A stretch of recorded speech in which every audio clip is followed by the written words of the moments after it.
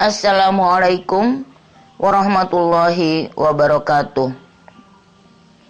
Alhamdulillahilladzi anzalal furqana ala abdihi liyakuna lil alamina nazira. Wassalatu wassalamu ala Muhammad ibni Abdillahilladzi arsalahu rabbuhu syahidan wa mubasysyiran wa da'iyan biiznihi wa sirajan munira. Ibu-ibu yang berbahagia, para pimpinan daerah, pimpinan cabang, pimpinan ranting, dan semua pimpinan amal usaha, serta warga Aisyah yang tercinta. Alhamdulillah, pada sore hari ini kita dapat bertemu kembali dalam kajian pimpinan Jumat pertama, walaupun secara online. Nah, pada kesempatan kali ini saya akan membahas mengenai tujuan Muhammadiyah, supaya kita dengan jelas langkah mana yang akan kita ambil dalam bermuhammadiyah dan beraisyah ini. Ibu-ibu yang berbahagia, kalau kita perhatikan, sebenarnya rumusan maksud dan tujuan Muhammadiyah itu berbeda-beda dari tahun ke tahun, walaupun maksudnya sama. Saya mencoba akan membacakan, walaupun tidak semuanya, beberapa rumusan maksud dan tujuan Muhammadiyah berdiri. Kalau kita lihat pada tahun 1912, yaitu pada awal berdirinya Muhammadiyah, tujuan daripada Muhammadiyah itu adalah satu, menyebarluaskan pengajaran agama Kanjeng Nabi Muhammad Sallallahu Alaihi Wasallam kepada penduduk Bumi Putra di dalam residensi Yogyakarta. Yang kedua, memajukan hal agama kepada anggota-anggotanya. Jadi memang pada awal berdiri Muhammadiyah itu bertujuan menyebarkan agama Islam. Hanya seputar Yogyakarta saja dan juga kepada anggota-anggotanya. Nah, kemudian dari tahun ke tahun terjadilah perubahan yang lebih luas lagi. Nah, kalau kita lihat pada tahun 1941, saya loncati tahun-tahun yang lain, maka di sini kita menemukan bahwa tujuan Muhammadiyah itu adalah memajukan dan menggembirakan pengajaran dan pelajaran agama Islam di Indonesia, dan memajukan dan menggembirakan cara hidup sepanjang kemajuan agama Islam kepada segala link-linknya atau segala sekutunya. Jadi pada tahun 1941 itu sudah berubah, bahwa tujuan Muhammadiyah itu menjadi lebih luas lagi, yaitu kepada seluruh Indonesia. Nah, kemudian kalau kita lihat mulai dari tahun 1957 atau 1950, di situ maksud dan tujuan persyarikatan ini akan menegakkan dan menjunjung tinggi agama Islam sehingga dapat mewujudkan masyarakat Islam yang sebenar-benarnya. Jadi terjadi perubahan-perubahan berapa kali, tapi sampai pada tahun 2005 maka itu menjadi kembali lagi, yaitu maksud dan tujuan Muhammadiyah ialah menegakkan dan menjunjung tinggi agama Islam sehingga dapat terwujud masyarakat Islam yang sebenar-benarnya. Jadi dari tahun 1946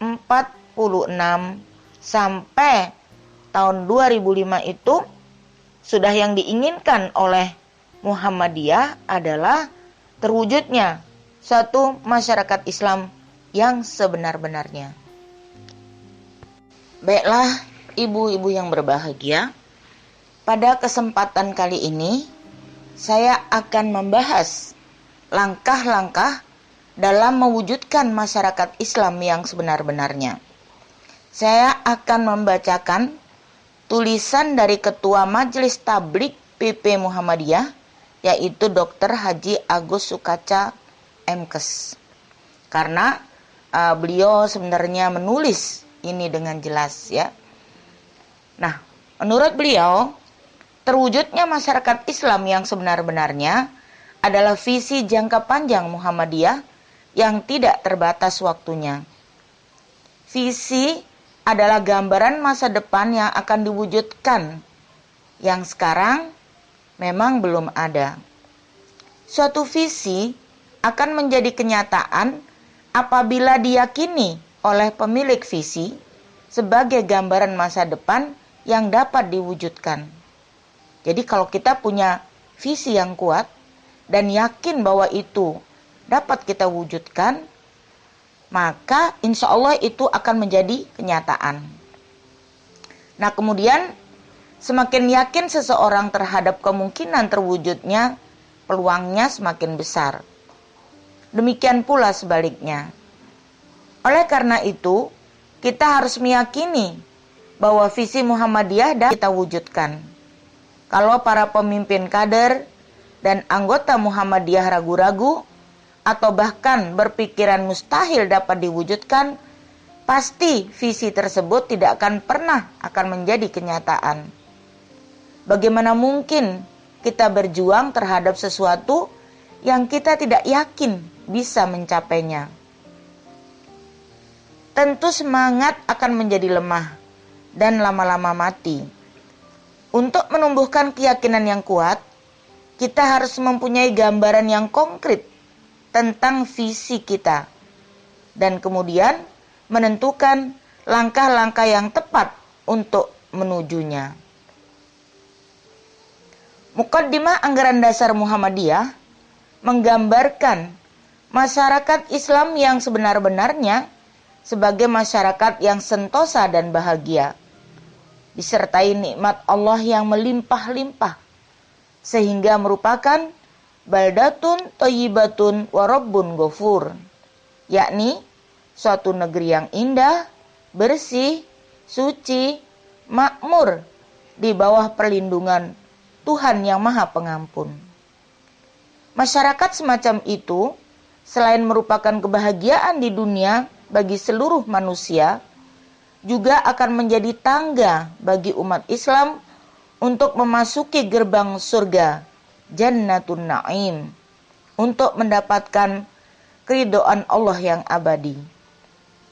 Masyarakat Islam yang sebenar-benarnya itu adalah merupakan rahmat Allah bagi seluruh alam, yang akan menjamin sepenuhnya keadilan, persamaan, keamanan, keselamatan, dan kebebasan bagi anggota-anggotanya. Gambaran masyarakat Islam yang sebenar-benarnya secara sederhana dapatlah kita gambarkan sebagai tatanan masyarakat yang hidup berdampingan secara harmonis, didominasi oleh pribadi-pribadi muslim yang sebenar-benarnya, dengan ciri bertauhid murni, berakhlak mulia, taat beribadah sesuai tuntunan Rasulullah, dan bermuamalat menurut ajaran Islam. Pribadi-pribadi tersebutlah yang menguasai lembaga-lembaga kenegaraan dan pranata-pranata sosial yang ada, sehingga semuanya berjalan sesuai yang dikehendaki ajaran Islam. Mungkin dari gambaran sederhana tersebut, langkah terpenting untuk mewujudkan masyarakat Islam yang sebenar-benarnya adalah membina sebanyak mungkin pribadi-pribadi muslim yang sebenar-benarnya hingga mencapai jumlah yang memungkinkan untuk mendominasi semua lembaga kenegaraan dan pranata-pranata sosial lainnya. Selanjutnya, biarkan pribadi-pribadi yang terbina tersebut mengaktualisasikan peran kebangsaan dan kemasyarakatannya sehingga berjalan sesuai yang dikehendaki oleh ajaran Islam. Muhammadiyah seharusnya memfokuskan pada langkah-langkah penting ini.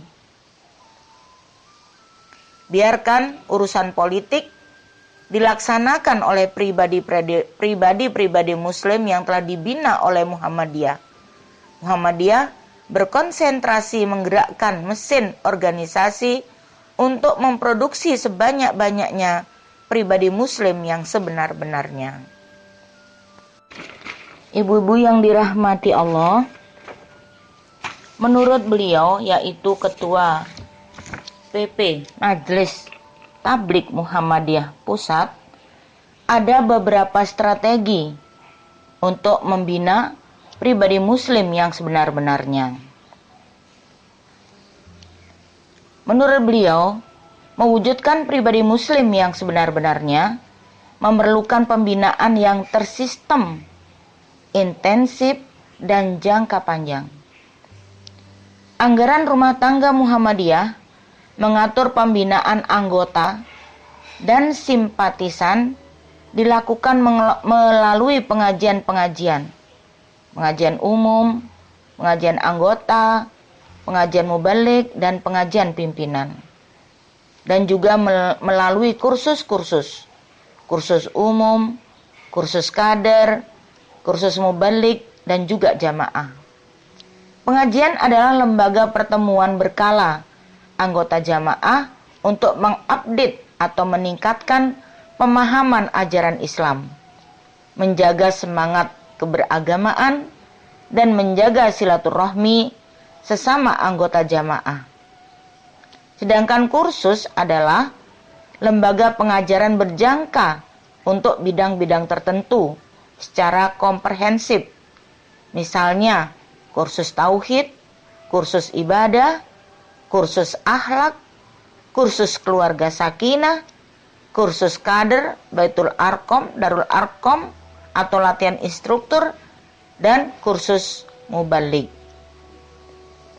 Pengajian-pengajian dan kursus-kursus tersebut seharusnya dilembagakan secara permanen dengan manajemen yang baik dan dikelola dengan sungguh-sungguh sehingga menjadi lembaga yang profesional. Untuk kepentingan tersebut, pimpinan persyarikatan perlu menetapkan pengelola dan ustadz tetapnya untuk masing-masing lembaga pengajian dan kursus. Jamaah merupakan amal usaha wajib bagi ranting. Kewajiban membina jamaah mengisyaratkan bahwa setiap anggota Muhammadiyah haruslah berada dalam jamaah. Dengan berjamaah, semangat berislam akan terjaga dan hidupnya akan terpimpin. Dalam jamaah, pembinaan akan intensif dan berlangsung dalam jangka lama. Jamaah dipimpin oleh seorang kader Muhammadiyah yang tugasnya adalah 1. Memotivasi dan menjaga agar masing-masing anggota jamaahnya mengikuti pengajian rutin dan kursus-kursus yang diselenggarakan. 2. Membimbing anggota jamaah mengamalkan ajaran Islam dengan sebaik-baiknya. Yang 3. Menjaga agar anggota jamaahnya senantiasa berada dalam jamaah dan tidak keluar dari jamaah sampai akhir hayat. 4. Apabila anggota jamaahnya pindah tempat tinggal, ia menghubungkan dengan jamaah yang ada di tempat tinggalnya yang baru dan menyerahkannya kepada pemimpin jamaahnya untuk pembinaan lebih lanjut. Yang 5, menduplikasikan kemampuannya memimpin jamaah kepada anggota-anggotanya dengan mensponsori mereka menjadi kader.